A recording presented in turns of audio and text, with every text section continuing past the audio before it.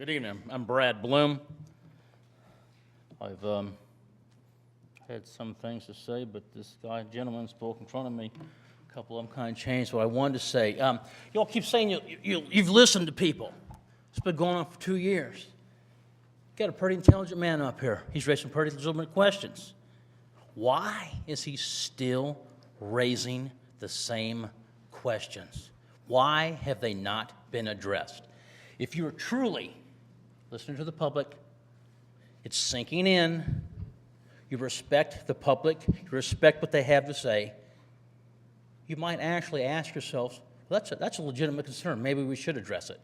But when you don't address concerns from some people that are very well qualified to raise those concerns, you're not listening.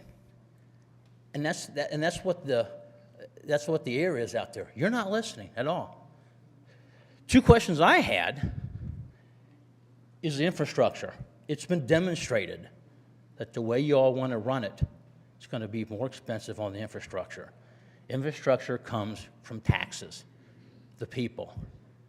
If you want to spend the money wisely, then you will not implement your plan as you have it.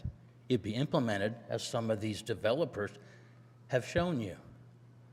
But obviously it does not be a concern, because we've got a government plan it's going to be more expensive to actually implement than it would be as the private sector has shown you.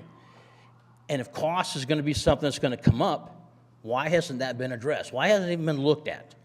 It's always the same, like you're just talking to a brick wall. We've got an idea here of Monroe County wanting to be rural. They've also shown how if you group these houses together, you have bigger parcels of land that aren't developed.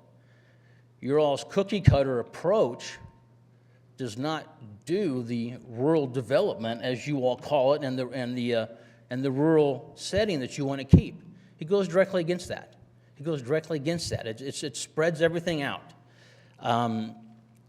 But yet, it seems like this is the same plan that's been here for 2 years, that supposedly wanted to be passed 2 years ago, and there's an outcry against it. You might get it through, that obviously the people don't like it, and the public's pretty intelligent. And if they don't like it, most likely because it's not a good plan. If people think they could live with it, I'm sure they'd work with you. And they're trying to work with you.